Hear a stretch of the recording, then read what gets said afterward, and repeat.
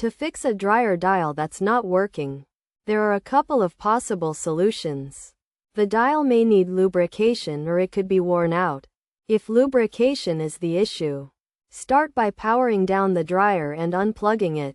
Then, use a spray lubricant, applying it behind the dial and rotating it to see if that resolves the problem. If the dial still doesn't rotate after lubrication, continue to apply lubricant until it does.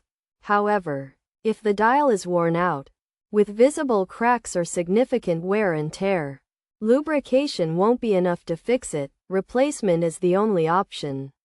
To replace the dial, first visit the manufacturer's website to find a suitable replacement dial for your specific dryer model. Once the new dial is purchased, installation can begin. Use pliers to remove the retainer clip that holds the old dial in place.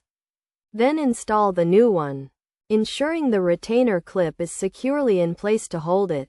Finally, plug the dryer back in and test the new dial. By following these steps, you should be able to fix a dryer dial that's not working, whether it needs lubrication or replacement.